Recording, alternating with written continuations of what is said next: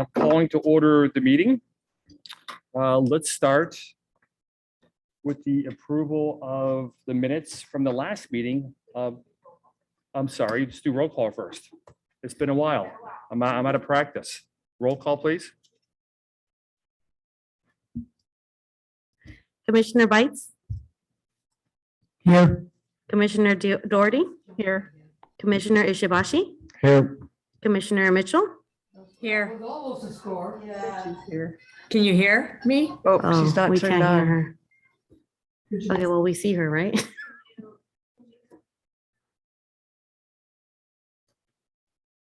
I'm asking to unmute. Motion to her that we can't hear. Can you hear me? Oh, there she goes. Oh, nope. She did it for a minute.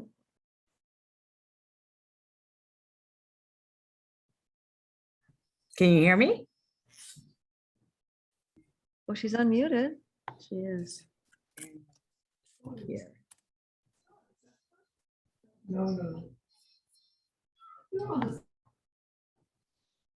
Can you hear me? I'm here. Oh, no. Yeah, you're right. Wait. See, that's a home site. Can you communicate with her separately? Can you hear us, Tracy? I can hear you. Can you hear me? Oh, Hmm. Oh, Wave if you can hear us. we're looking to the visitors side. All right. Okay. I got one way. You're on speakerphone? Hmm, She is here though. yep. Yeah. We see her. she is.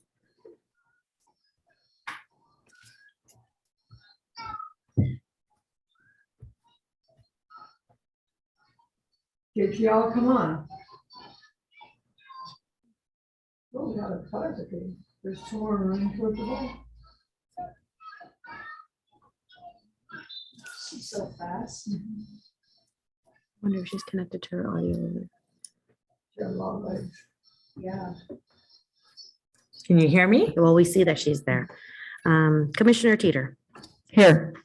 and we have an excused absent long by legs. Vice Chair and Chair Fidrich. Here. Thank you. Okay, Chair Fidrich, before we get started, just a few housekeeping with the new format here. So with the Zoom hybrid model, we just need to make sure that when you're speaking, that your microphone is on, and when you're not speaking, that it's turned off. And Tracy, I know you can hear us, so maybe you can try changing your speaker input or try plugging in a headset or something and see if that will fix your audio. If not, we'll have to figure out how we can get your comments for the upcoming items. Can you hear me without my, can you hear me now?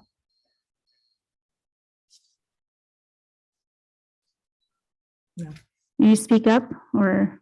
Can you hear me now? Can you hear me? where's the- You see the coach?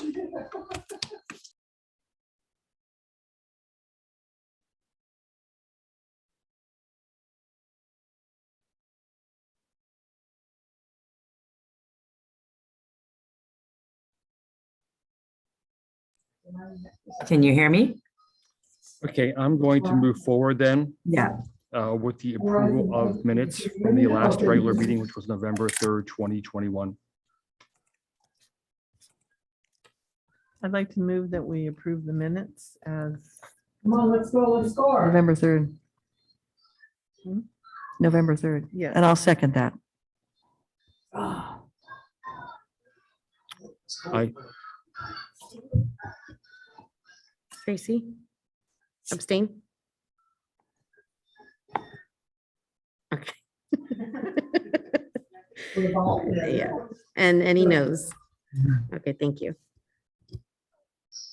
Okay, next I'll move forward No, to we didn't. presentations. Are there any presentations from the audience or on the agenda for tonight? No? Okay. And then I'll move forward to oral requests. If there are any oral requests out there.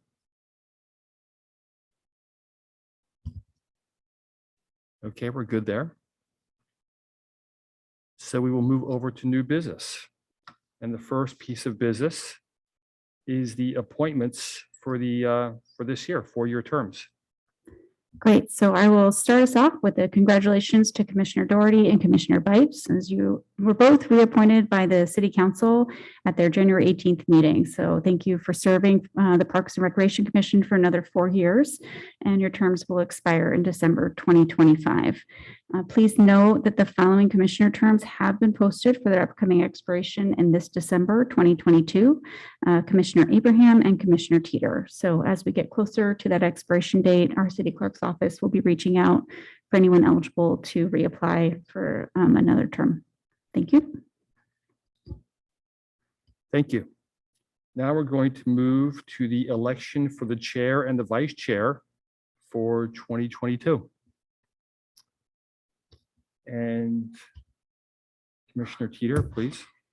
Well, we all know last year was a very, very tough year, and our current chairperson actually conducted one meeting in person. The rest was on Zoom.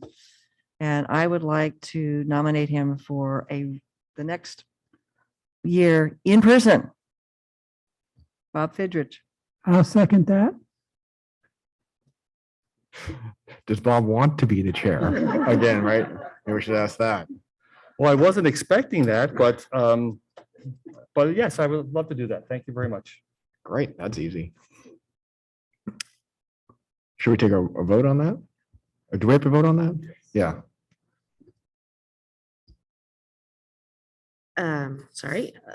Commissioner Bites, Yes. Commissioner Doherty, Yes. Commissioner Ishibashi, Yes, Commissioner Mitchell. Yes. thumbs up. Oh, It's a yes. Commissioner Teeter Yes. and Fair Fidrich. I'll accept, yes. Awesome. Thank you. Okay, now we have to nominate a vice chair. Is there, I guess, instead of a person who would like to step forward first, or a person who has an interest in being the vice chair?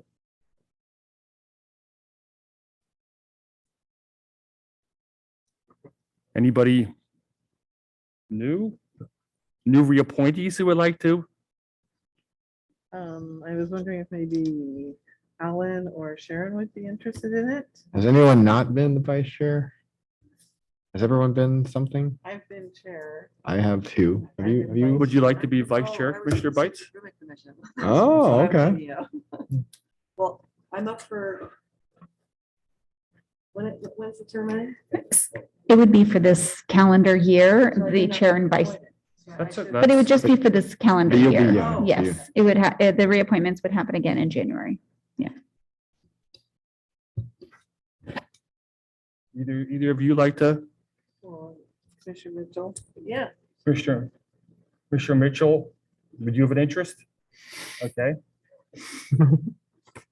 So Does she have a thumbs up? No. Commissioner Teeter, would you like to be vice chair?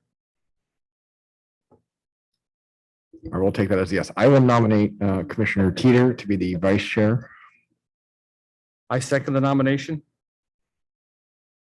We'll do a vote for this. Commissioner Bites, Yes. Commissioner Doherty, Yes. Commissioner Ishibashi, Yes, Commissioner Mitchell. Thank you.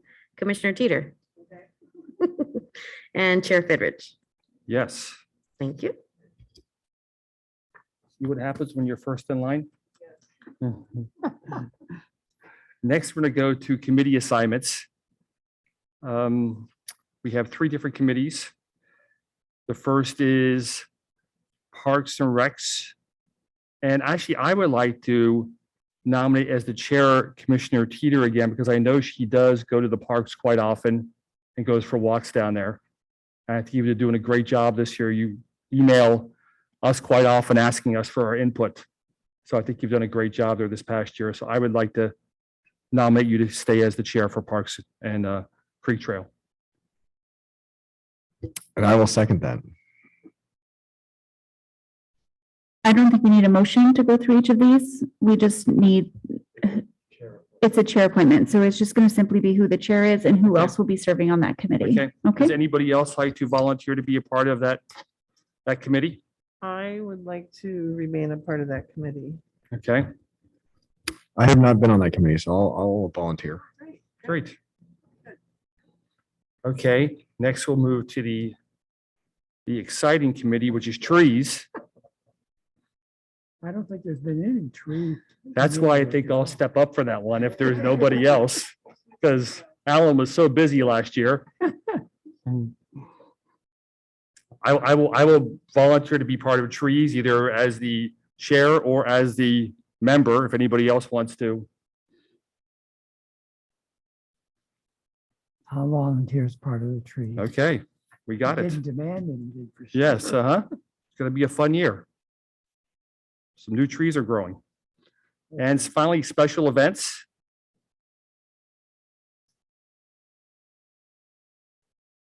I'll stay on that one too. Okay, Great. great. So let's make Tracy the chair of that one. Special events. And we'll, if we're allowed to put Laura's on that, that'd be great. Awesome. Okay, Okay, just to recap for the recording secretary, for the Parks and Creek Trail, we have Chair Dieter with Commissioner Doherty and Commissioner Ishibashi. For the trees subcommittee, we have Chair Fidrich with Commissioner Bites. And for the special events committee, we have Chair Mitchell with Commissioner Abraham. Does that sound correct? Okay, thank you. next we'll move to the commission work plan and goals for the year. I remember that last year we did this as well. I don't know, Natasha, if we still have last year's goals available.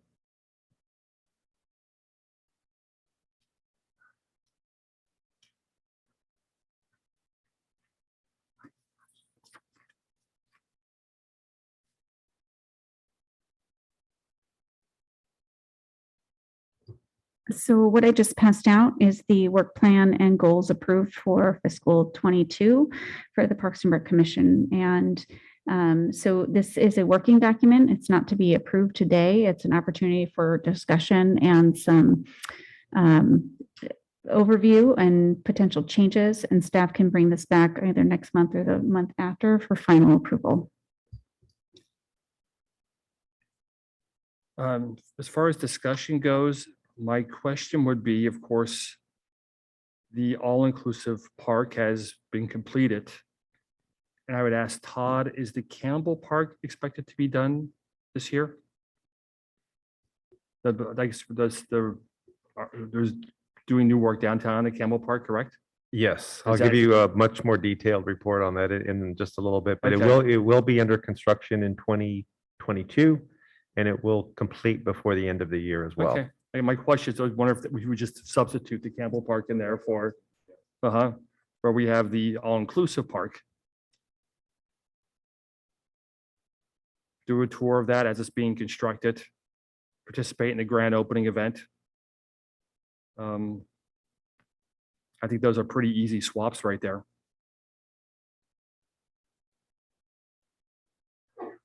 Was there anything else anybody want to add? Yes. The J.D. Morgan All-Inclusive Park. I was there for the beginning of it, and I've been there several times since then.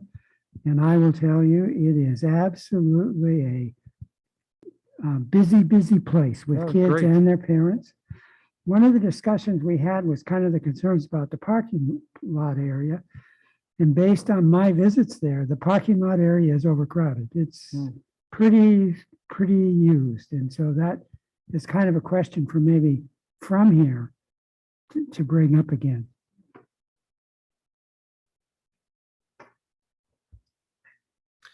If I could offer up, I see that your first bullet is to conduct the annual review of the Park Dedication Fund, which you've done before, and that's largely a review of fees that have been collected over the past fiscal year, and you see where they've been allocated to, which projects that they will go to. We may want to expand on that or add a second bullet, which is that the Parks Commission will actually be able to review the proposed Parks Capital Improvement Program, which I think we started that a year or two ago. We've never formalized it in your work plan, but we are planning on bringing that to the commission in April. And that is probably a better opportunity to hone in on projects and maybe discuss the priorities, because we do have a project in there for the John D. Morgan parking lot area and for the restroom, as well as other projects. And that's your opportunity perhaps to weigh in on what the scope and the priority of those are. And we could change the order of some of those based on your input. So that may be a good forum to accommodate that. I think that sounds excellent. I wouldn't mind building on what Commissioner Byte said. You know, I don't know what you'd call it, some kind of progress report or status, just an update on how John D. Morgan's doing overall regarding the inclusive park. I mean, it's done, but it'd be nice to have just a little follow-up at some point. I imagine it's successful, but it'd be nice to know if it's successful or where there are issues maybe that need to be addressed.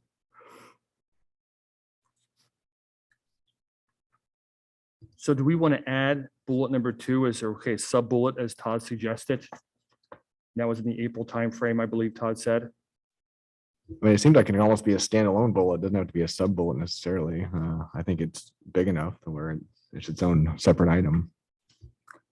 Our finance department will probably be doing them in the same presentation. So we might want to, we could even mush them together so that it's a review of the fund and then also highlighting the projects that are being proposed.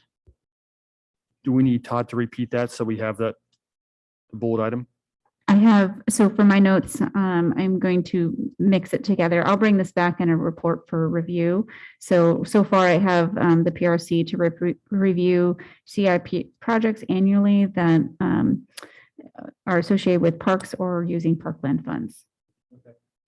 And then I also have removing the all-inclusive park bullet and substituting the information in there for Campbell Park. Anybody else suggestions? The last bullet will update to fiscal 23 as well.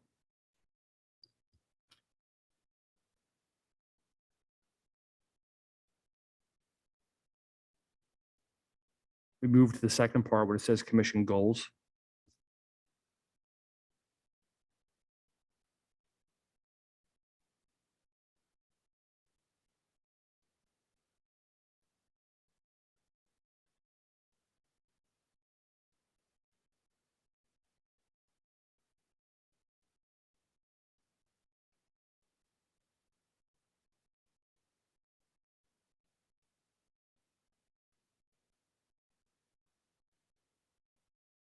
Are there any other large expenditures this year that we should be aware of that should be part of the goals? Track resurfacing. I mean, that's a big the expenditure, track right? resurfacing, and I'll give you a more detailed report on that in just a little bit, but the track resurfacing will be a pretty significant project. Calendar year 22, but still fiscal year 22, but it might be something that, I mean, it's not nearly going to be as extensive as a park rehabilitation project, but it will be a fairly large expenditure in the more immediate future. Okay. And my other question then would be, you know, I know a few years ago, the pool was a concern. We knew that was like a long-term project. Is there any type of mid-review kind of needed or new review needed on the pool that we might want to be involved in this year?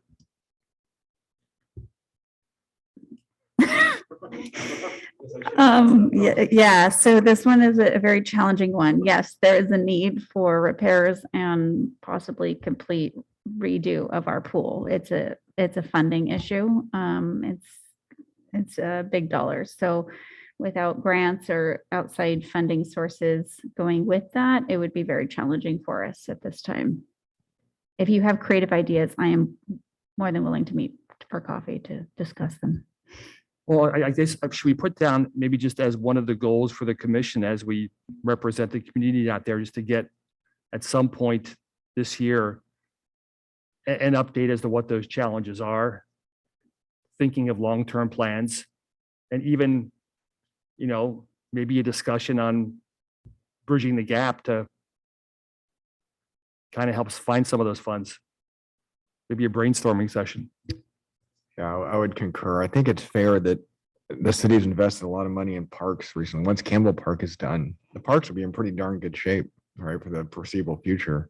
So maybe some of that money, particularly not in lieu fees, the park funds from new construction, right? Maybe that's some of that stuff can start being funneled over to a pool fund or something, right? Can you remind us the order of magnitude of the pool construction? Was it like $5 million or $3 million?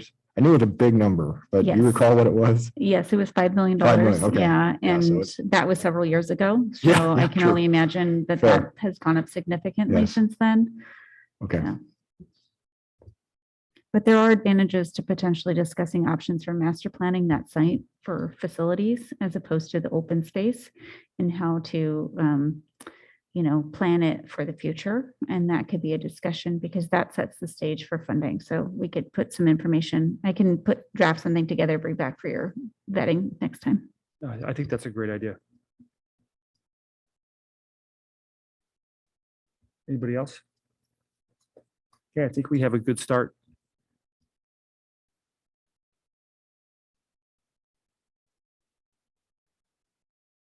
Okay, so I will move on to the item E, which is changes and modifications to the picnic reservation policy.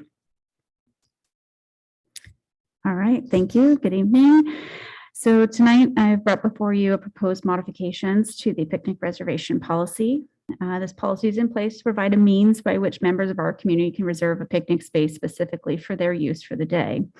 John D. Morgan Park has both reservable spaces as well as first come, first served spaces at the park for the enjoyment for those in our community. In recent years, there's been an increase in the use of the first come, first serve area and an increase in the misuse of these spaces. It's been noted on multiple occasions that people have utilized this space for over 100 people to gather, which well exceeds the designated capacity of this area. Staff has been in contact with neighbors adjacent to the Rincon Avenue side of the park and have documented large events taking place in this area. In 2019, staff brought before the Park and Rec Commission and City Council a pilot program, which was called the Park Ambassadors. This was established to help educate park users on the appropriate usage of this area. During the Park Ambassador pilot program, there were some improvements in the reduction of large groups that would gather in this area, but not resolved completely. In March 2020, with the onset of COVID-19, this pilot program was not reinstated for the upcoming picnic season. Since this time, the misuse of the first come, first serve areas has returned. Large gatherings, amplified music, bounce houses, barbecues, and tables and chairs are being brought into this area around the playground on a regular basis. Staff has brought the picnic reservation policy to the Parks and Rec Commission this evening to propose converting the picnic spaces directly around the Rincon Avenue playground to be reservable and to restrict occupancy in this area via the registration system. The current recreation software that we use, it permits these picnic sites, also blocks users from booking multiple sites at one time. So not one user could go in and book all the tables. Staff has also provided fee changes associated with the picnic rentals and has adjusted the occupancies at all the picnic sites at John D. Morgan so that it aligns with the accessible tables and the amount of open space adjacent to that picnic site. Lastly, staff has worked collaboratively with the police department and is also requesting a public safety assistant to be hired and be supervised through the police department. This position would be responsible for on-site enforcement of park rules and regulations. The Park Ambassador program had many successes, but there were several lessons learned. First, we learned a temporary seasonal employee does not have the confidence to step in to such an authoritative role every spring and be effective. We need somebody who can take the initiative and is somebody familiar with Campbell and working with the public. They must possess good judgment, be willing to initiate these hard conversations with users breaking the rules, and be able to enforce park rules. This position may also encounter situations that can escalate quickly and needs to be directly connected to the police department to assist when necessary. Staff anticipates that with the changes to the fee schedule and the additional picnic sites available for rental, that there would be an increase in $15,000 in revenue above the mid-year projections by the end of fiscal 22. Staff is requesting a budget adjustment for a one-time expense for the purchase of new signs, as well as funding for the public safety assistant for the remainder of the fiscal year. There are currently no costs associated with the revenue generated from picnic rentals, and the ongoing expense of a temporary personnel will be fully offset by revenue on an annual basis. Prior to wrapping up, I would like to note one additional requested change to the policy that's not included in the red line version that's attached to the report. Staff is proposing that the bounce houses are not allowed in picnic sites 5 through 9, which are directly around the playground area. These picnic sites are fairly close together, and there's not adequate space to accommodate bounce houses in this area. Additionally, bounce houses require generators when at the park, and having multiple generators in that area can be highly disruptive to other park users as well as our neighbors. This concludes my presentation. I'm happy to answer any questions from commissioners. I have a couple questions. There you go for. If 100 people are using these things currently, and I've seen them, they're pretty busy. What's the max occupancy under the permit? Ballpark. So I say 100, but they're coming in at 100 when the other tables are already occupied. So we're having deliveries of tables and chairs for 100 people Oh. on top of existing park users and tables being there. So right now, I estimate probably with the number of tables, because I don't have it memorized in front of me, that would be there, probably 80 to 90 people would be perfect in that area. But we're having 80 to 90 people coming in on first come, first serve. And then right where the amphitheater area is, Rincon, as the bridge comes down, it kind of has a green area that's flat before you get to the picnic spaces. And in that area, oftentimes we have deliveries of tables and chairs being set up in the park there. We've had as far as full-on mariachi bands. We've had mechanical bulls, bounce houses, all kinds of things that show up in that area that are not, it's not a permitted space to have those things. So like in how many picnic areas are there in that? There's like 3 or 4 maybe. So there's 5, 6, 7, 8, 9, 4, 5. So, so in that area, we've sectioned them off. It's in the report. There's a new map that's been added to it, and we've designated if it's one pad with one table, that's enough for 10 people. So one table is approximately 10 people. And I think there was 3 that were singles, and there's one that has 2 and another one that has 3 in that area. So you're they're looking at- actually quite small.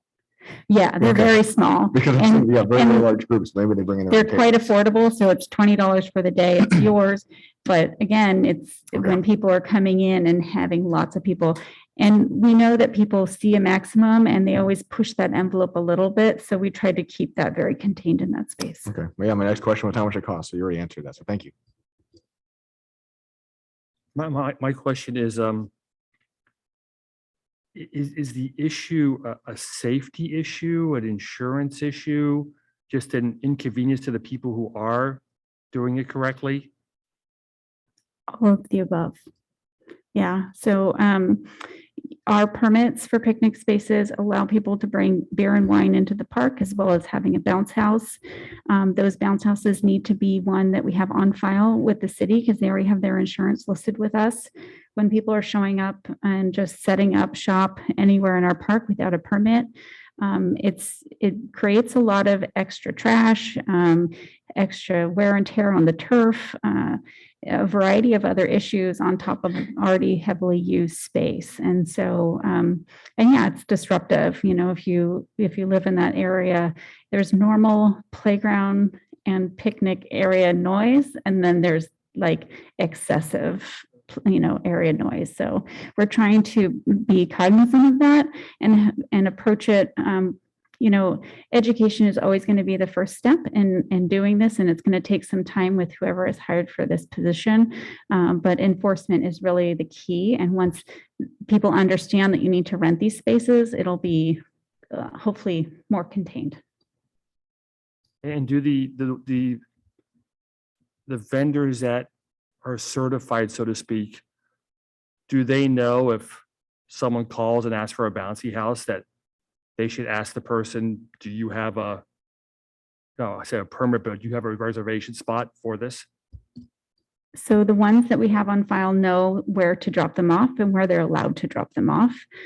So it's usually other vendors. And I know even a party place is our local place where we get tables and chairs. And I know Lauren Merriman, our recreation supervisor, has contacted them and they're like, no, absolutely not. We never deliver to the park. So it could be any tables and chair vendor in the area. So it's hard to isolate that kind of stuff. And even with bounce houses, they kind of come from all over the place. So it's hard to tell. One of the things I noticed one time when I was there was a gentleman bringing in equipment like that.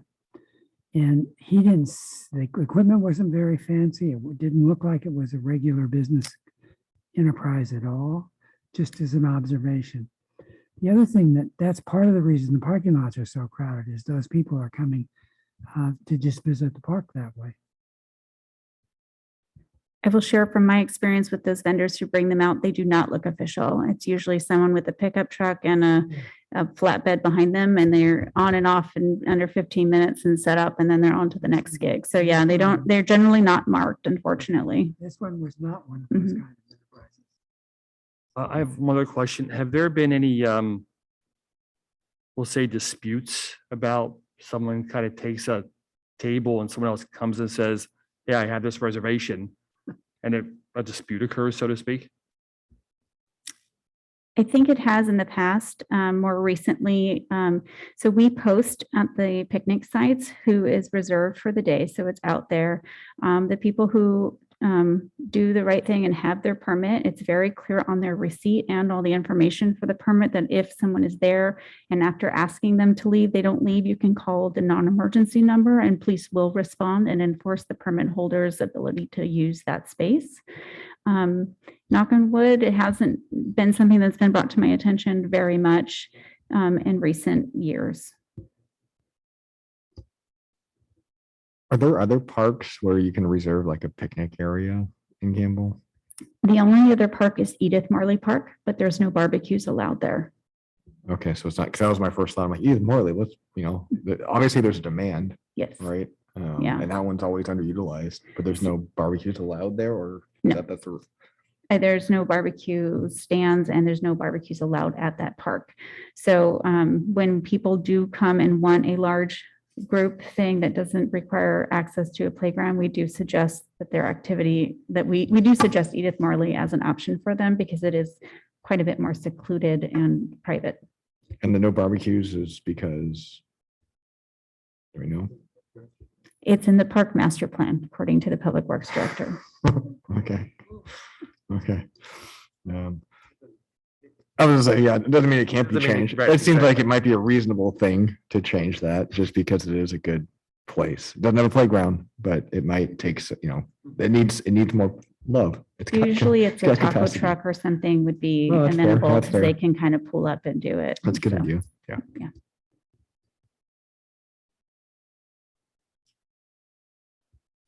Do you need a vote on this? Yes, so I would need a vote from the PRC to take this to council as is.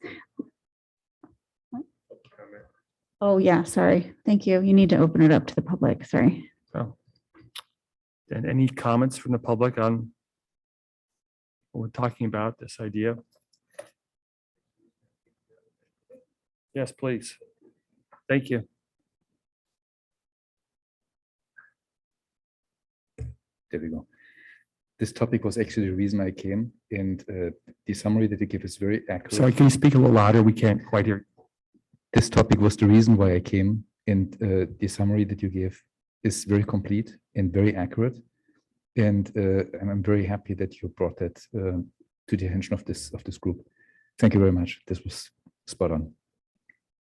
Can I ask a question? Are you a neighbor, sir? And Yes.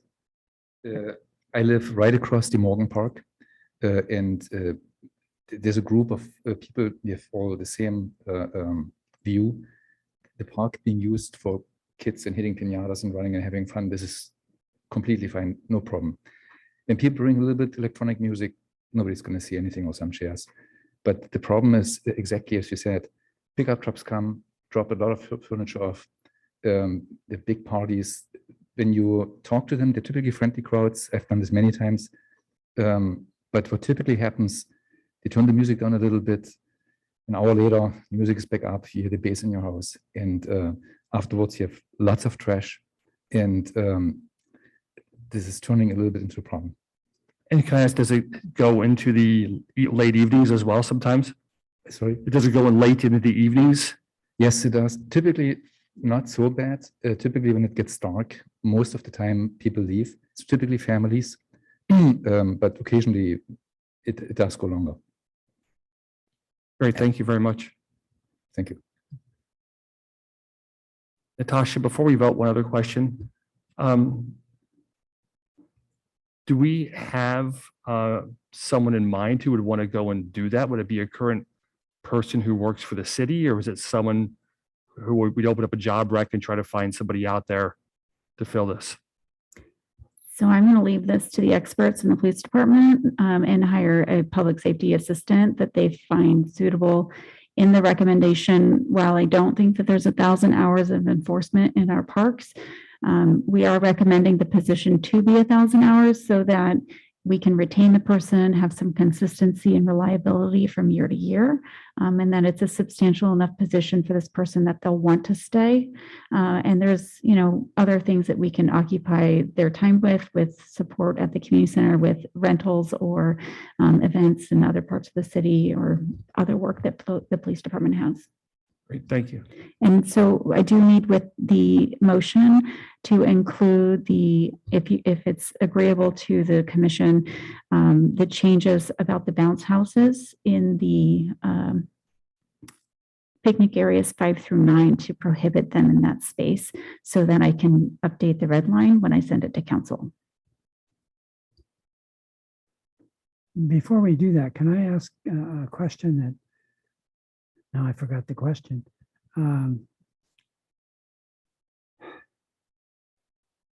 We had, now it seems like a long time ago, but when I first came here in the summer, we had an activity of some people coming and working specifically to help manage the group participation at the park at JD Morgan.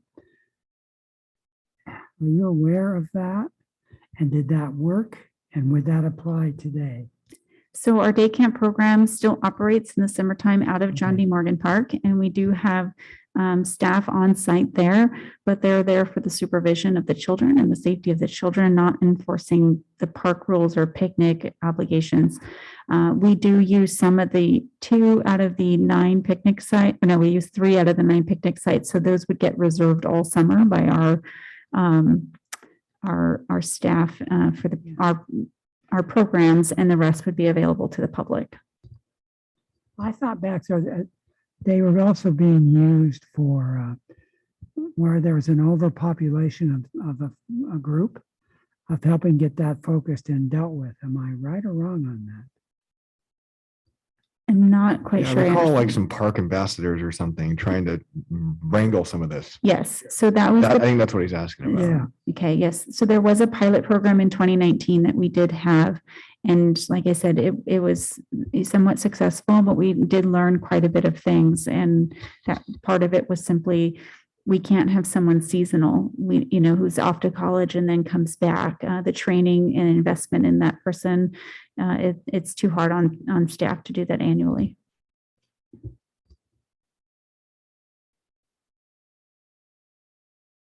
I'll make a motion to approve the changes and modifications to the picnic reservation policy at John D. Morgan Park, including the updated bounce house rules.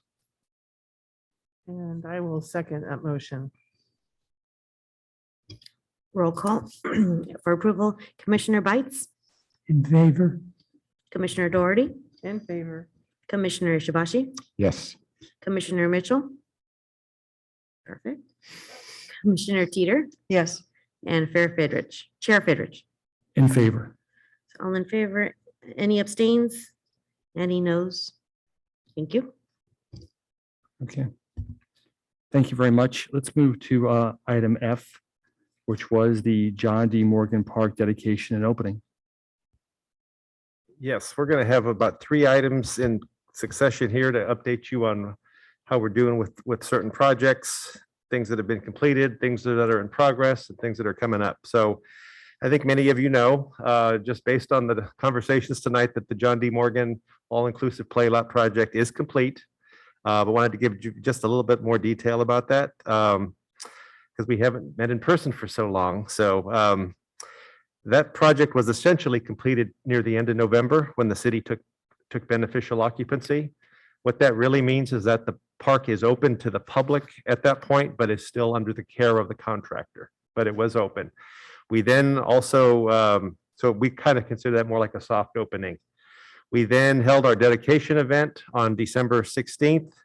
We had all the members of our city council there. We had the current county supervisor, Supervisor Ellenberg.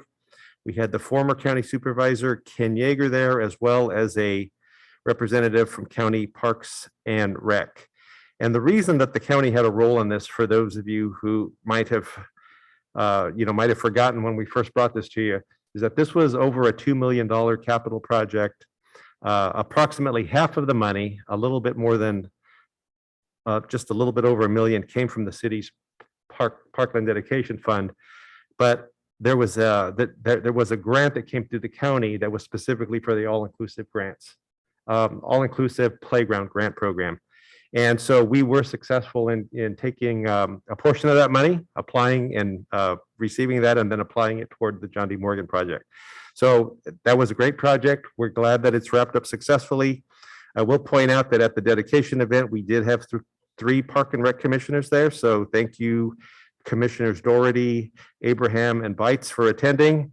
We have some photos that we'll send you, and we'll send those to the rest of you as well. So thank you for that. And that's really all I have on the John D. Morgan project, unless there are any questions. I know we have a concern about the parking lot, but we will come back to that maybe when we start talking about the upcoming capital projects.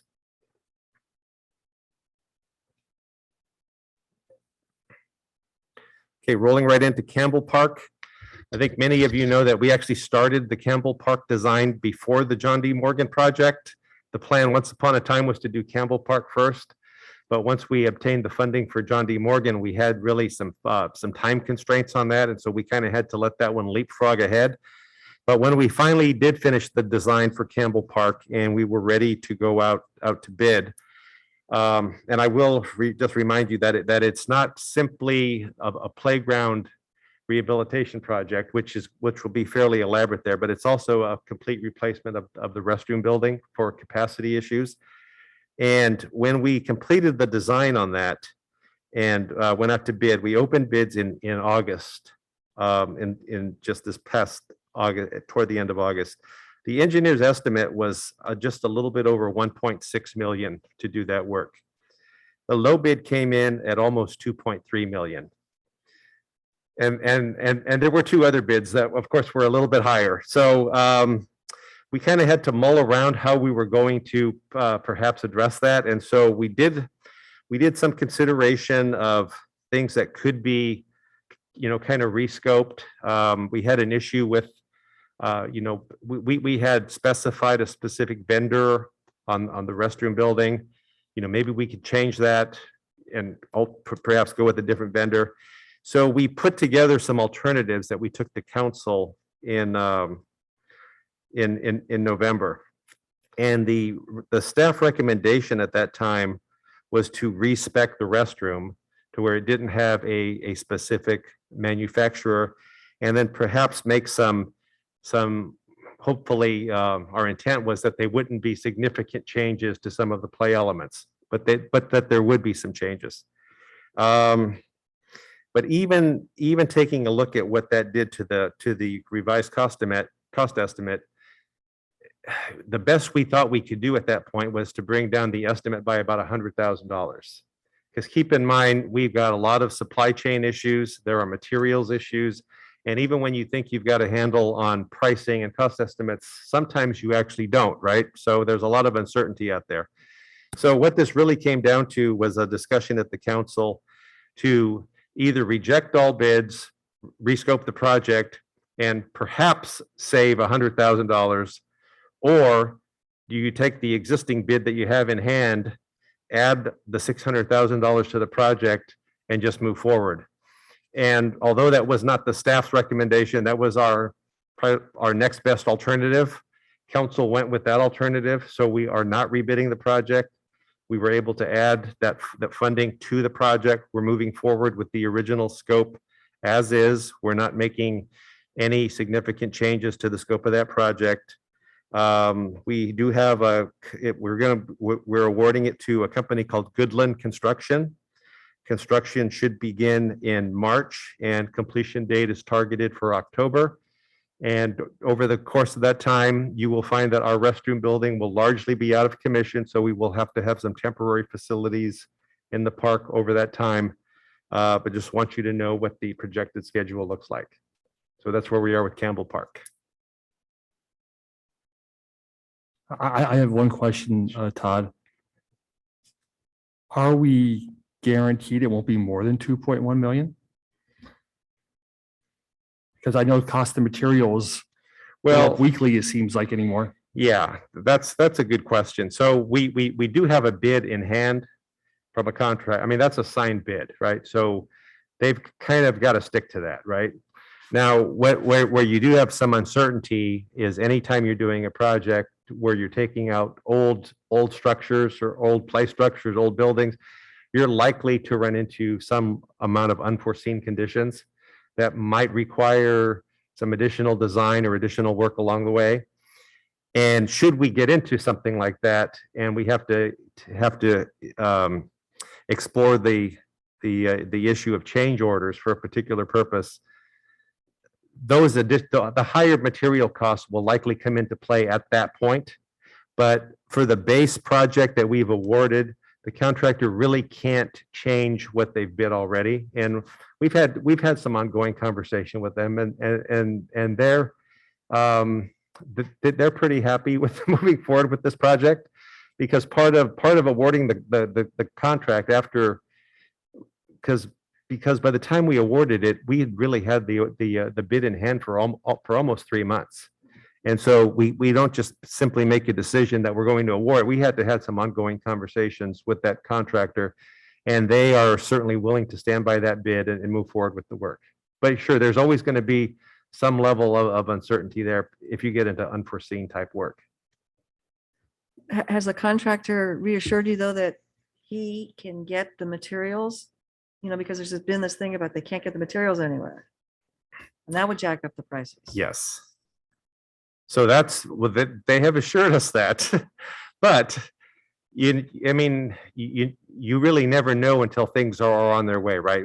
You probably all know that we had some delays at John D. Morgan, and that was largely a function of the play equipment. So once the play equipment is really in the pipeline, that's kind of the biggest risk. For this project, the other big risk will be the modular restroom. So even though we had spec'd out a particular manufacturer, once we put that bid on the street, we can't change that. But if the general contractor comes to us and wants to suggest a substitution, which we're having that dialogue with them right now, we might find some flexibility in that. And so it'll not only be a notion of what's the best pricing for the city, but what's the time component of that? Because we don't want the lower price if it means keeping the park out of commission for an extra 6 months or so. So there's got to be a balance between the expectation of when you would take delivery as opposed to what the cost would be. So we will be balancing that. Where'd the extra $600,000 come from?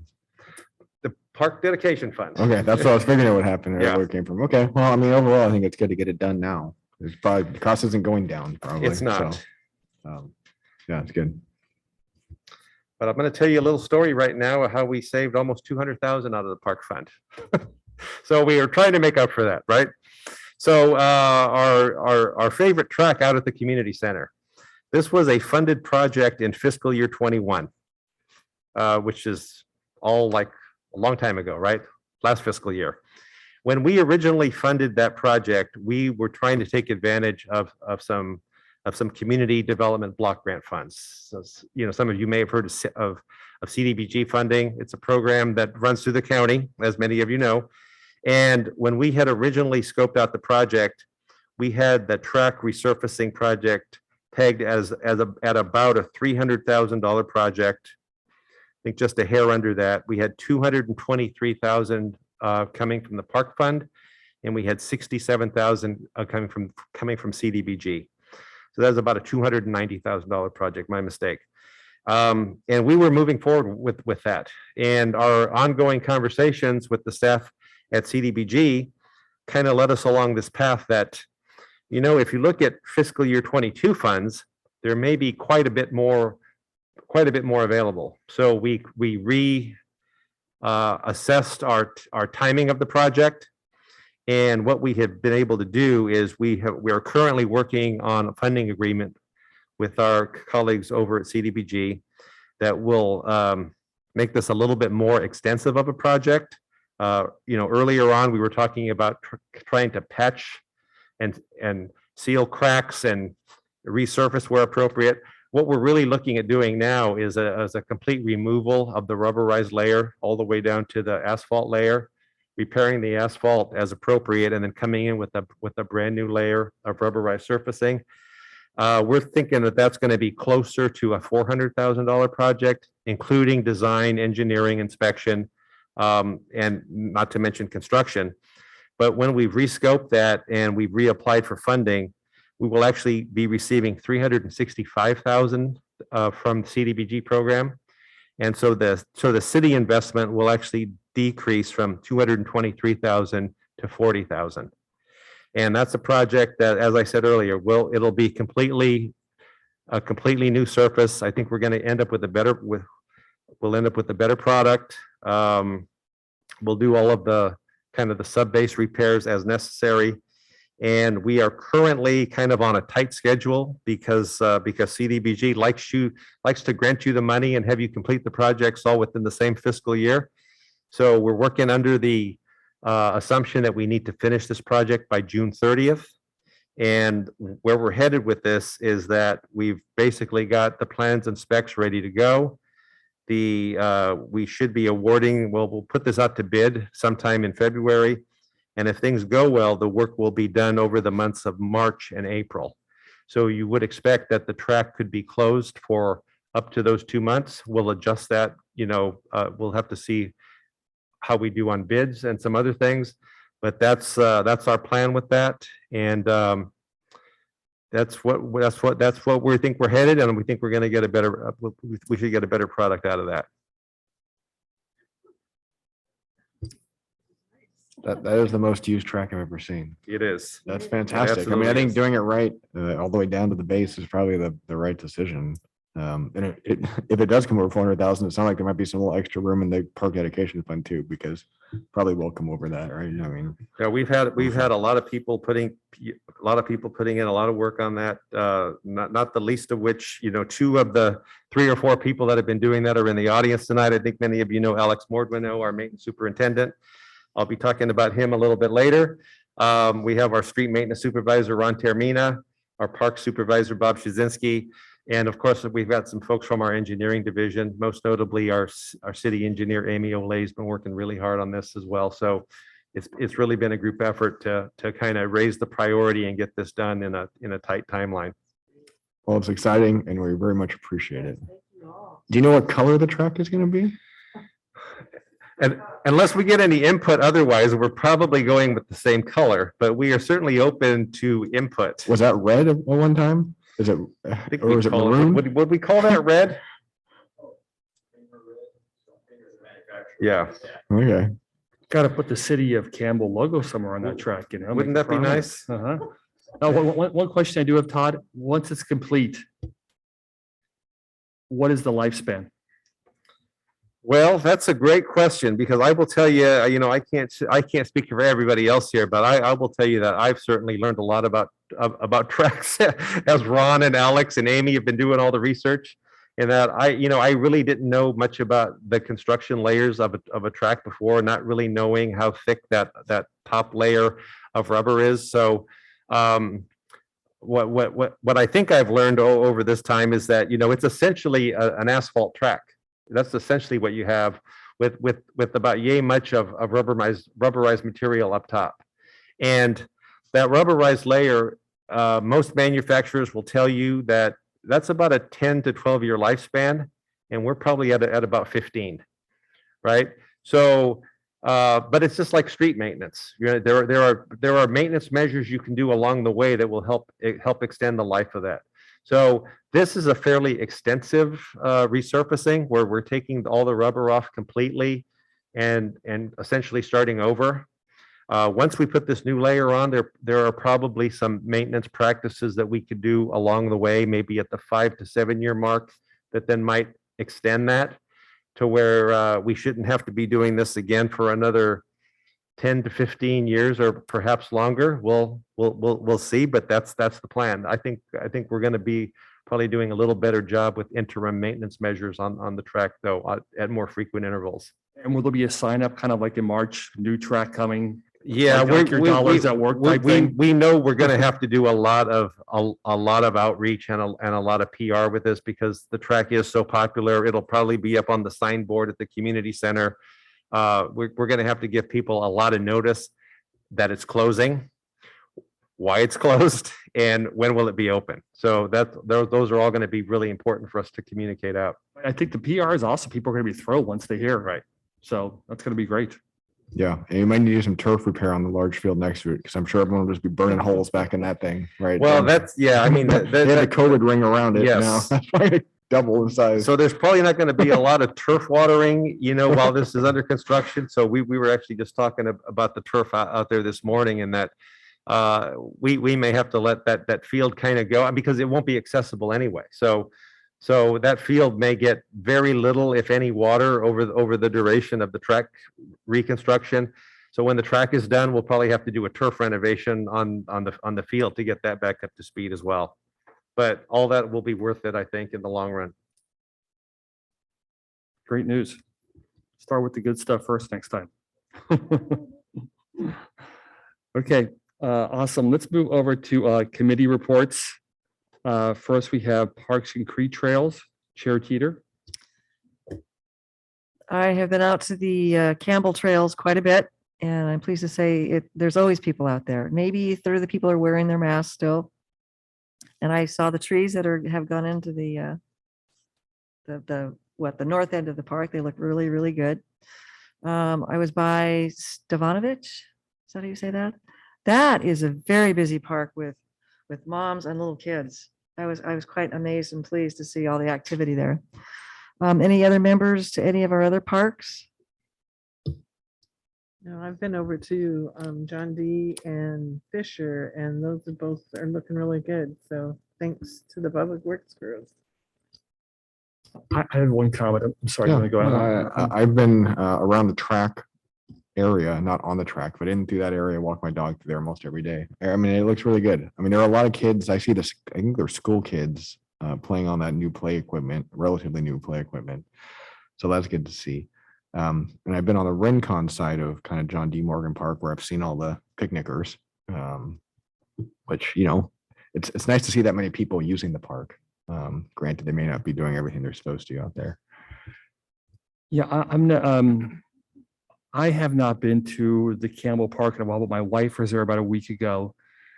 And she walked down towards Los Gatos, brought back some pictures for me of some homeless encampments people over there. So I wanted to ask, is this becoming an issue?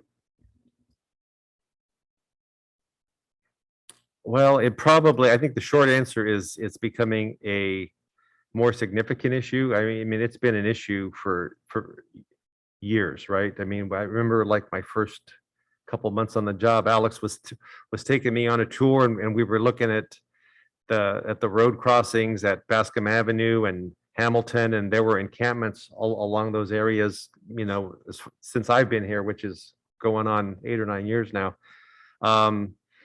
And then, there's just been a lot of changes and a lot of ripple effects throughout the valley. I think everybody remembers when San Jose closed down what was known as the jungle. There was kind of a disbursement of the unhoused community, and It kind of ripples throughout the county. And what's made it a little more difficult over the last 2 years, of course, is the pandemic. And it's been a little bit more difficult to clean those areas up because we, increased amounts of personal protection. Not every agency is approaching it the same way. I mean, I think pre-pandemic, we could sit here and say we had a really good relationship with the Santa Clara Valley Water District, with Caltrans. And so when you find things that are kind of on a whole spectrum of properties where every agency cooperates, it makes it a lot easier. When you get out on the creek trail, I know a couple of the areas that I think you're talking about, and essentially the creek is Santa Clara Valley Water District. The city maintains a trail with plus 2 feet on either side, and then there's a fence that separates it from Caltrans property. And you've got encampments that may touch all 3 of those at different times. And so it's been, I think a bigger challenge has been to get the same level of coordination and assistance from the other agencies. But that's kind of what we've been dealing with. And this is not just Campbell. This is every city in this county that we know of, and probably beyond. But I think when Bob does his report out, Bob, if you want to add to that at all, feel free. I'll just say, Todd, that, I don't have an answer, of course, but what struck me this time is that there was a shopping cart right on the Right. trail full of stuff. And I've kind of seen it beyond the fence before, but I've never seen it on the trail before.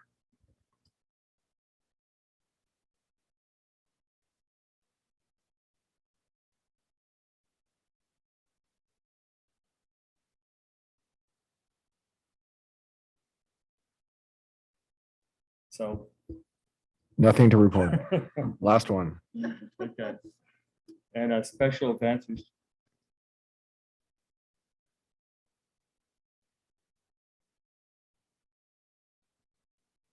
Is there a Valentine's fun run? I'll have that in my report out, Okay, an update okay. for that. That's the,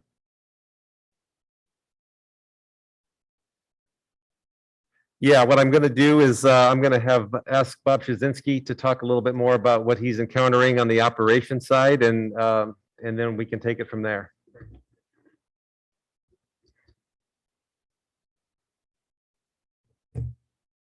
Oh, good evening, everybody. Good to see everybody in person. And I appreciate the comments that you make about your observations and how serious you take the job. I do bring those comments back to the staff, even if it looks good.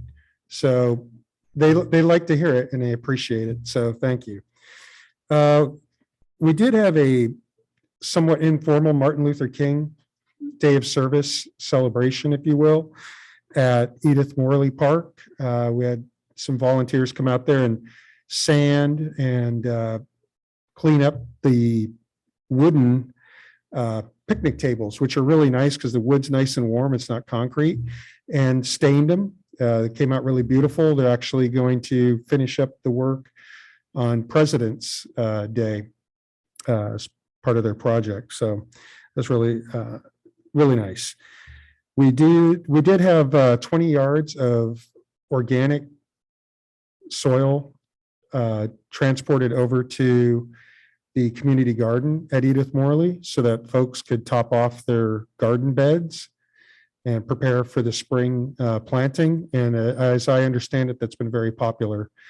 Becca does the outreach on that. Everybody, I'm sure, is aware of water and drought and the cost of water. We had an opportunity to send 3 of our lead workers to the Rainbird Irrigation Academy, which is an internationally known training. It was at the community center, and it's a week-long course. It's very, very challenging, believe it or not. A lot of hydrodynamic calculations, pressure loss, that type of thing, electrical wiring, what have you. So that was very positive. And just to let you know that the infrastructure does need repair on occasion. We had a 6-inch mainline break at John Morgan Park, which required a hole about the size of this desk and pretty much as deep Brought in a vendor to do a professional repair on that as we backfilled it in. And thank you. Yes, the trees are doing well at Campbell Park. Thanks to you for recommending the larger sizes. And we're watering them manually right now. Okay, let's see. Oh, another volunteer project was the fencing around the Perk Pond at Morley Park was failing. So we had city staff and volunteers work together to rebuild the part that was failing, and sourcing materials was a bit of a challenge. So as you can imagine, just to try and find wood. So that was very positive. All of you folks are invited to April 29th, our scheduled Arbor Day celebration. We're penciling it in for Campbell Park, and it's going to be in conjunction with Friends of Children with Special Needs. And they are going to be planting some trees out there where there's missing trees. And it's pretty much in line with where the new Drake Elms went, but it's over towards the east side of the park.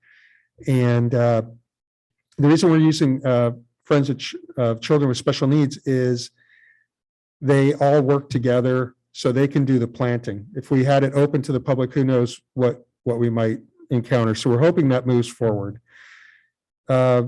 Some of you are probably aware that we've been down some maintenance worker positions. We've hired a new maintenance worker too. We're super excited about him. He comes from the contractor side of the industry, and he also has public experience too. And he's hitting the ground running Monday. He's worked as a temporary for us for a while, so we had a long vetting process with him. We're real happy about getting a quality guy. On Monday, we're having our interviews for our maintenance worker ones. We have approximately 4 openings. We're going to fill them if we have top-notch candidates. So that's what we're looking for. And I just wanted to let you know that we do take the homeless on the trail seriously. And today, just so happened that we had a whole dually, that's what I call it, a dually truck, full of various types of debris that we found underneath Creekside, hauled it out. So we're constantly removing shopping carts and what have you, hopefully before the public sees it, so that we can minimize the impact and reduce the amount of debris that we're getting. I know I just ran through a whole lot of things. Does anybody have any questions? Bob, I just have one question. You mentioned those openings that you have, and I was talking to Daniel in planning about a week ago. He said he had a lot of openings. Is that due to layoffs last year or people leaving the city for other pastures, so to speak? Retirement. So we did have one person move on to a different agency in a different department. So, yeah. I'd go back to JD Morgan again. I would give a lot of credit because the lawn in the whole area, it was getting really brown spotty for a long time. It's really nice and green now, all over. Thank you. So for that. whatever you're doing is doing pretty well. Yeah, I believe you're probably referring to the sodded area, but thank you. Appreciate the input, and I will definitely pass that on to staff. Yeah, this is just a comment. Again, you guys do a fantastic job of maintaining everything. And I hope you do pass it on to staff, not just problems, which I'm sure you get all kinds of problems, but Yeah. excellent work. Everything looks really good in Campbell. So thank you. You're very welcome. Okay. I'll just say ditto. Awesome. Thank you very much. Okay. Thank you. Bye-bye. Okay. Okay, we're really not done with parks. I'm So, sorry. I'm sorry, Todd. That is for Bob. So Bob, thank you very much. I'm going to ask Alex to come up to the podium for just a minute. And you mind if I introduce the item? So I'd like to call Alex up here today because you just heard Bob talk about changes in parks maintenance and retirements. And our good friend, Alex Mordwino, who's been like the world's greatest maintenance superintendent for the last 9+ years, is retiring as of the end of this month. And it isn't even quite the end of the month. He keeps reminding me what the date is, but I don't want to acknowledge that. It's coming soon, and this will probably be your last opportunity to see him. So I wanted to invite him to the meeting tonight. So you could see him and say goodbye, or or beg him not to leave or whatever as appropriate. So I'll turn it over to Alex if he'd like to say a few words.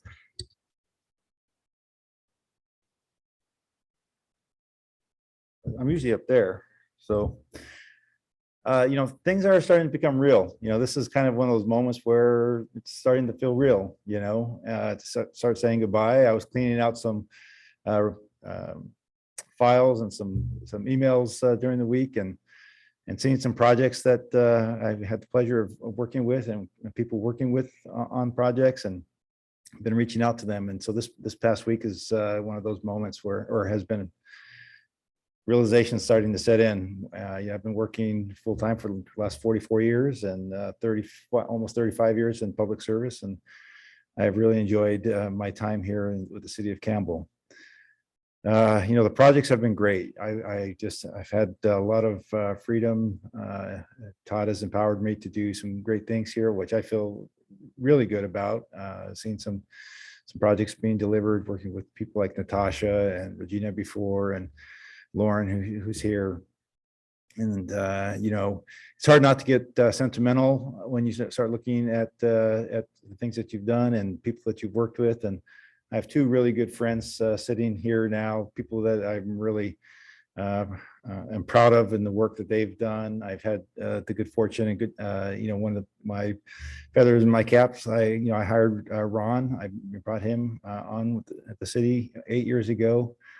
And people that just care, I think that it's very reflective of this community itself, that makes this city of Campbell such a great place to live and to work.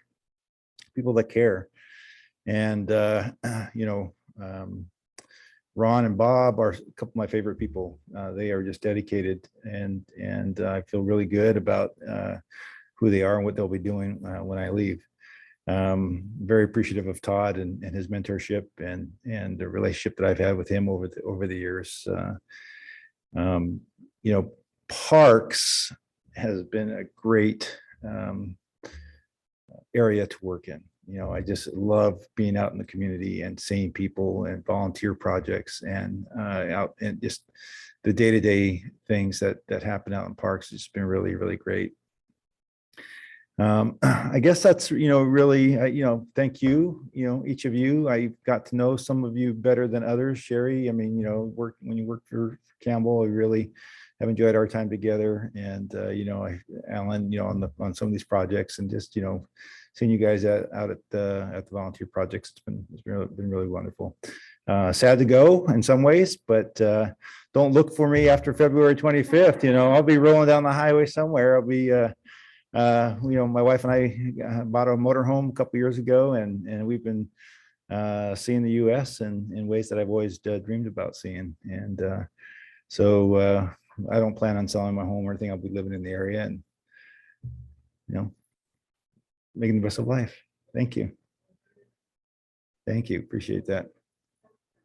Thanks, Sherry. Appreciate We it. could always Thank use some extra volunteers on MLK Day again, starting next year. So Yeah, Ron was whispering in my ear, when Natasha was talking about the ambassador, it'd be a great job for a retiree. But no, thank you. I'd like to say thank you very much.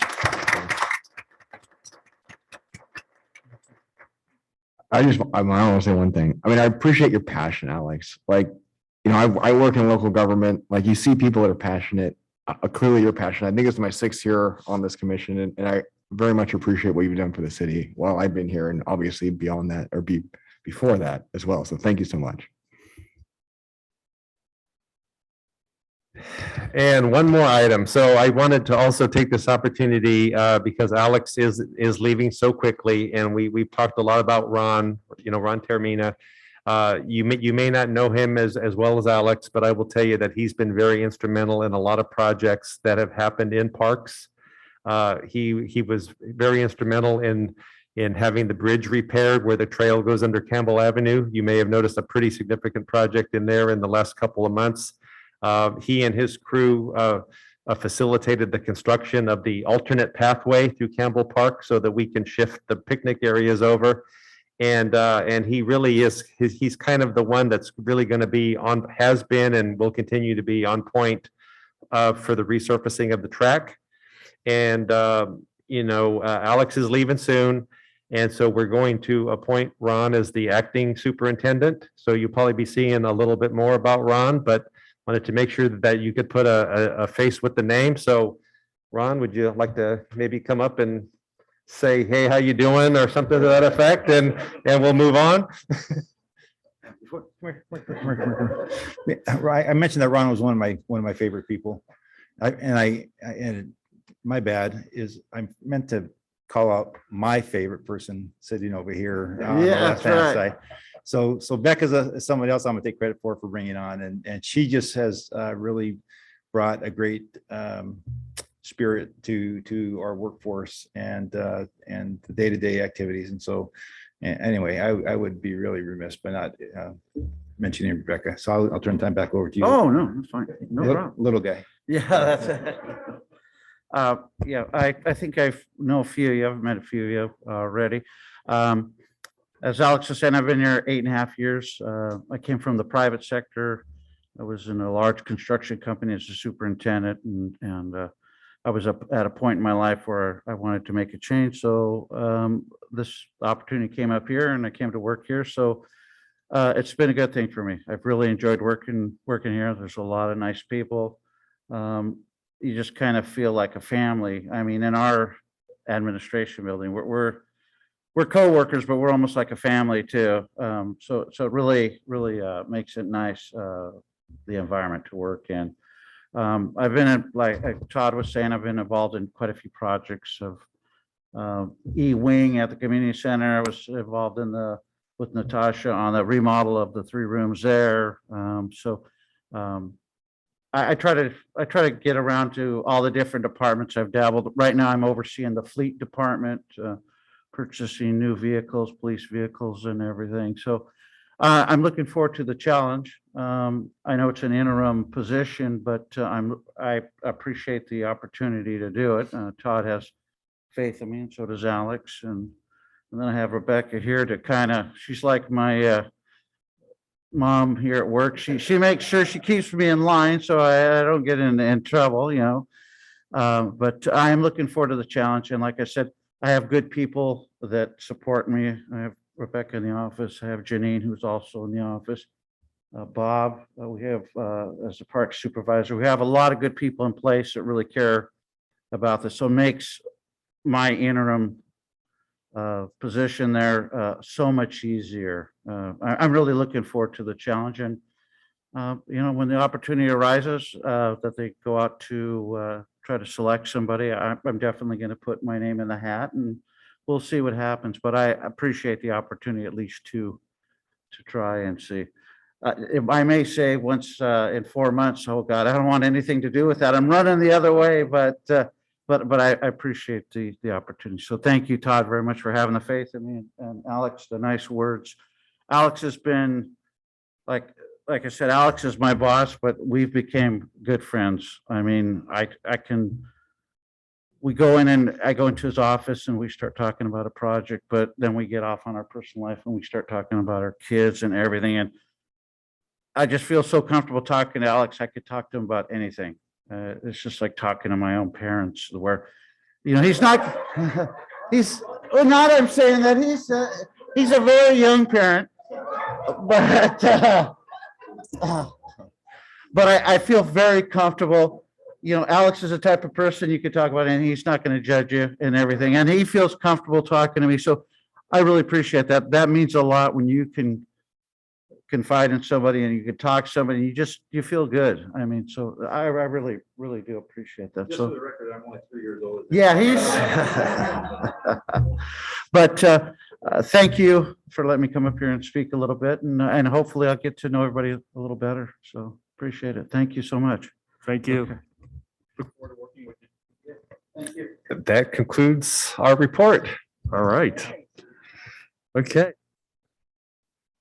Our recreation and community services. All right, so our senior nutrition program is now serving a hybrid model, so people can come in and sit down and eat if they'd like to, or they can take the meal to go. We're still serving about 75 to 80 participants on a daily basis, Monday through Friday. We've recently changed and added our Asian caterer, Moon Chef, to be offering meals 3 times a week, and our participants are kind of happy about that change. So that's some exciting stuff with that program.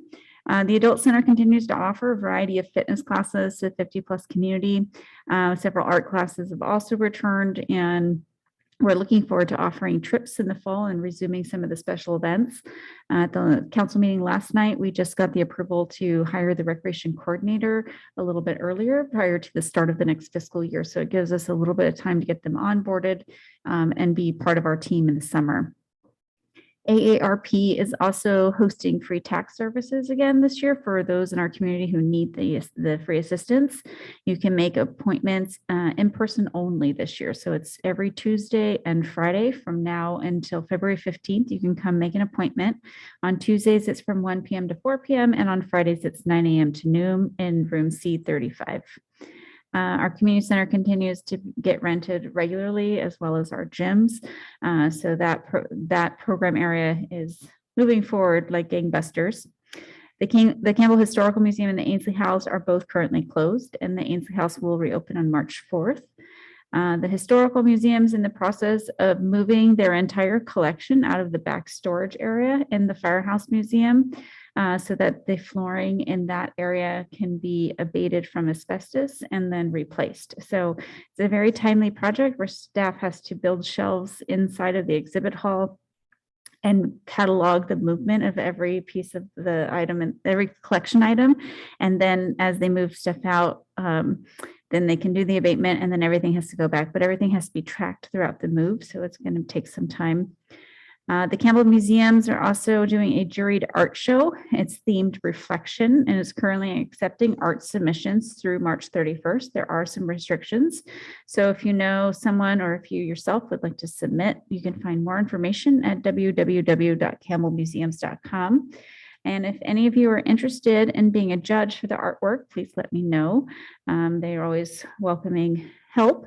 And they have 2 age groups. There's an age group for 6 to 7 and 18+ for the artwork coming in. The Heritage Theater is going to be hosting the final season show on Friday, February 25th at 8 p.m. So on Alex's last night, we'll be having a show at the theater if you'd like to come. It's the Marshall Charloff and Purple Experience. So it's like a Prince tribute. The tickets are $49. Masks are required along with proof of vaccination or a negative COVID test. So the 45th annual Valentine Fun Run, it has been postponed. Since it's the 45th annual, we really wanted to do it in person. And in light of the recent surge, we decided to postpone this. So we're hoping to do it in April. We'll have more information to come and we'll share it with you once it's available. Our summer registration is just around the corner. Our preview, which is an online activity guide, will be available online March 8th, and registration will be the following week. So for Campbell residents, it'll start Tuesday, March 15th, and it opens to the public the next day on Wednesday, March 16th. Staff is programming for a more normal summer, pre-COVID normal. So our day camps are working on bringing back field trips and special events. Recreation swim will return for the general public Monday through Friday, 2:15 to 3:15 daily.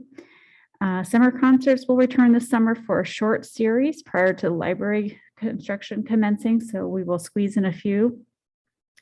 And then the recreation department is also recruiting for building attendants, lifeguards, swim coaches, and day camp leaders. So if anyone over the age of 18 or age of 16 that you know is looking for a job, we are looking for applicants, and information for these jobs can be found at campbellca.gov/jobs.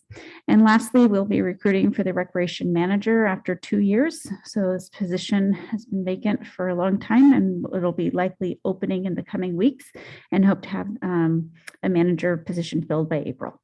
And that concludes my report.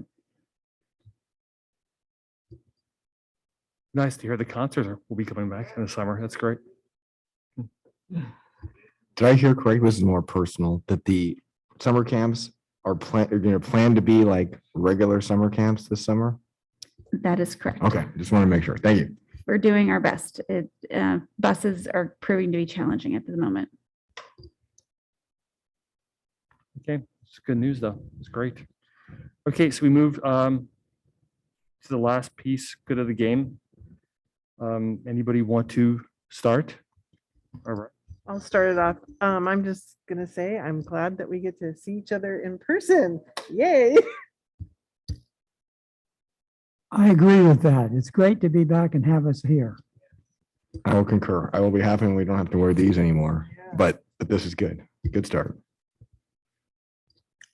I was gonna say the same thing, so we're all in agreement on something. That's awesome.